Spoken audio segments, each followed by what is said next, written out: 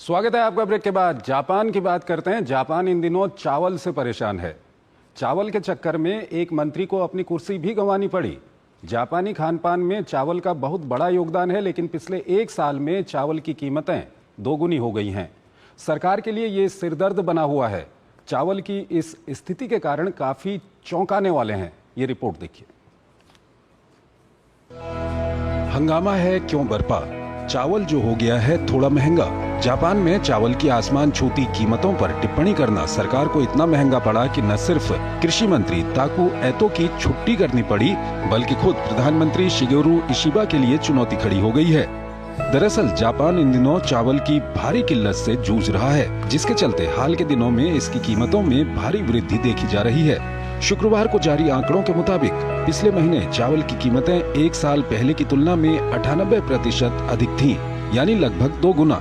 Japan कृषि सहकारी समितियों और अन्य वाणिज्यिक थोक विक्रेताओं के पास चावल का स्टॉक पिछले साल के स्तर से 4 लाख टन कम है।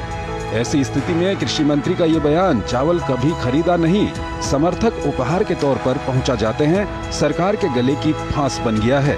ऊंची कीमतों के कारण खुदरा विक्रेताओं और उपभोक्ताओं ने सस्ते विदेशी चावल की तलाश शुरू कर दी है। जापानी आहार का चावल मुख्य हिस्सा है, जिसका इस्तेमाल कई व्यंजनों में होता है। विशेषज्ञ देश में चावल की भारी किल्लत को पिछले साल भीषण गर्मी के कारण खराब फसल को जिम्मेदार बता रहे हैं। पिछले साल जापान में चावल की पैनिंग बाइंग भी बड़े पैमाने पर हुई। दरअसल साल 2024 में कई बार भूकंप की चेतावनी जारी की गई, जिस कारण घबराहट में लोगों ने चावल की जमाखोरी की और खुले बाजार में चावल की किल्लत देखने को मिली। हाल के वर्षों में जापान में चावल उत्पादन में गिरावट का एक बड़ा कारण नई पीढ़ी का चावल की खेती में दिलचस्पी न लेना भी है। दूसरी ओर सरकार भी चावल के अलावा अन्य फसलों को उगाने पर जोर दे रही है। जापान में अब केवल 2.3 मिलियन हेक्टेयर में ही चावल की खेती होती है।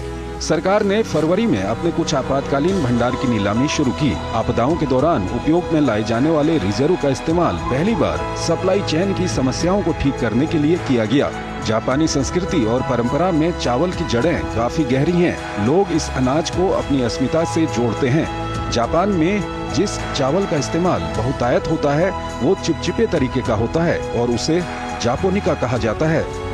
कारण चाहे सरकार की नीतियां हों या लोगों की पैनिंग बाइंग, जापान जैसे विकसित देश के लिए भी इस तरह के खाद्य संकट से पार पाना एक मुश्किल चुनौती होगी।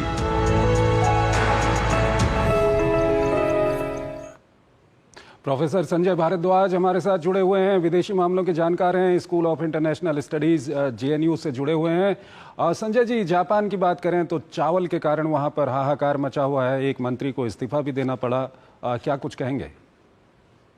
में जो मेरी एक बात समझ में आता है, मैं हाल ही में एक जापान पे एक यात्रा पे गया था और वहां पर जो सस्टेनेबल डेवलपमेंट गोल पे बात हो रही थी और उसमें सबसे जो बड़ी बात आई कि जो फूड सिक्योरिटी की जहां तक बात है और जापान इस बात के लिए भी कहता है कि फ्रीडम फ्रॉम वांट, ठीक है। तो इसमें जो सबसे बड़ी बात आई कि कोविड-19 हुआ, उसमें जब चारों तरफ से एक तरीके से बाड़ाबंदी हो गई और सब तरीके की सप्लाई चेन को बंद कर दिया गया, तो जापान ने ये बात रियलाइज किया कि हमारा जो फूड सफिशिएंसी है वो सिर्फ 45%, यानी कि हमारा डिपेंडेंसी जो है दूसरे देशों पे वो 55% है। तब से जापान ने अपनी जो फूड नीति है, जो प्रोडक्शन है, खाद्य पदार्थ है, उनमें परिवर्तन लाने का प्रयास किया और सेल्फ रिलायंस की बात कही। और मुझे लगता है कि ये एक बहुत बड़ा फैक्टर है कि जिस तरीके से जो चावल के एक विषय पे कि चावल का आप इंपोर्ट कर सकते हैं, आप अपनी खाद्यान्न पूर्ति कर सकते हैं, लेकिन एक मंत्री,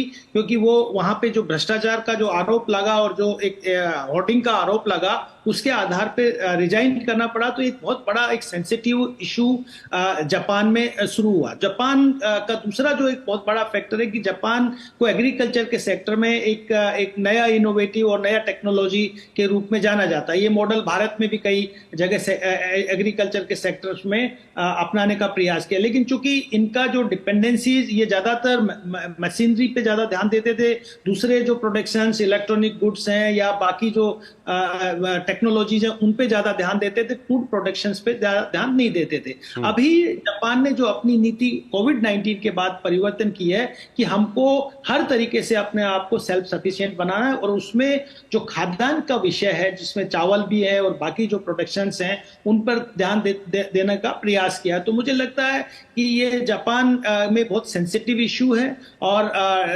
बाकी विषयों के साथ में जो खाद्यान्न की आपूर्ति का विषय है वो भी जापान में जो एक स्थायित्व की बात है, जो सप्लाई की बात है, उसको पूर्त करने की बात करता है। संजय जी, आप ही की बात को आगे बढ़ाऊंगा कि टेक्नोलॉजी के बारे में जो आपने कहा कि जापान इतना डिपेंड हो चुका है, आंकड़े ये बताते हैं कि जापान के अंदर जो प्राइवेट फार्मिंग होती है, जो किसान हैं वो जो 70 साल से ऊपर के किसान वहाँ पर फार्मिंग करते हैं, लेकिन जो नई पीढ़ी है वो खेती किसानी में नहीं आ रही है, इसको भी एक बड़ा फैक्टर वहाँ पर बताया जा रहा है। और साथ ही साथ पिछले कुछ सालों में सरकार के द्वारा चावल की जो पैदावार है उसकी जगह दूसरी फसलों को लगाने के लिए प्रोत्साहित किया गया लोगों को, इसको भी एक फैक्टर बताया जा रहा है।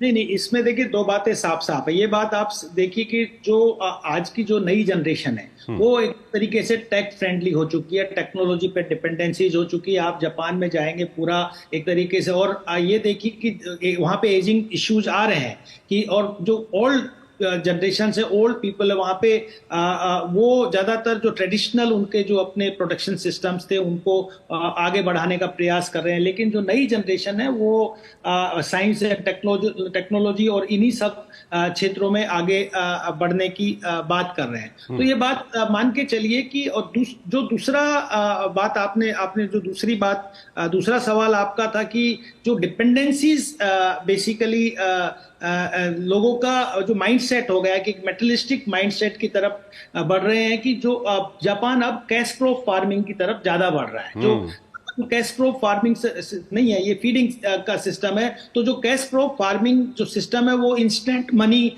क्रिएट करता है, और डिपेंडेंसीज जो बाकी आप परचेज करते हो इन चीजों को। तो ये जो माइंडसेट एक तैयार हो गया है दुनिया में, न केवल जापान का भी कुछ विकसित देशों का, कि जो मेटेरियलिज्म की तरफ बढ़ रहे हैं और बेसिक जो खाद्य आपूर्ति और जो इसेंशियल जो ट्रेडिशनल जो होम प्रोडक्शंस होते थे उनकी तरफ से लोग ड्रिफ्ट हो गए। भारत में भी एक बात देखने को मिलता है कि पहले हम गेहूं का प्रोडक्शन करते थे, चावल का प्रोडक्शन करते थे, आज हम ज्यादातर कपास खेती करते हैं, हम सरसों की खेती करते हैं, या हम ऐसी खेतियों को प्रोत्साहित करते हैं जिससे हमको इंस्टेंट मनी जनरेट हो। ये बेसिकली एक ब्रिटिश माइंडसेट था। जब ब्रिटिशर्स जब आए थे तो उन्होंने इंडिगो फार्मिंग सिस्टम शुरू किया, उन्होंने कॉफी और टी प्लांटेशन का शुरू किया, और हमारे जो ट्रेडिशनल अपने जो सोर्सेज थे उनसे हमको हटके हम कैश क्रॉप की तरफ बढ़ गए। तो ये बात मान के चलिए कि ये माइंडसेट जापान में भी आज के दिन यंग जनरेशन में बढ़ रहा है कि ये जो ट्रेडिशनल प्रोडक्शन सिस्टम है, जो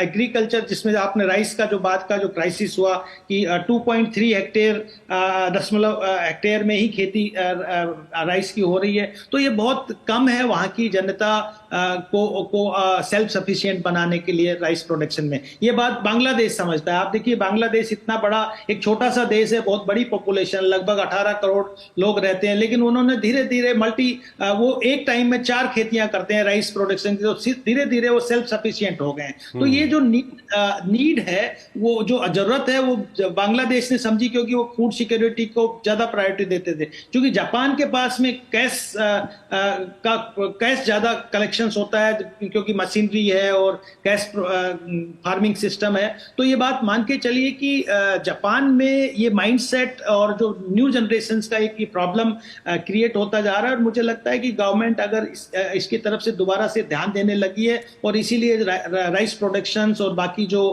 खाद्य पदार्थ हैं उनकी प्रोडक्शन पर ध्यान देने का प्रयास किया। बहुत बहुत शुक्रिया आपका संजय जी।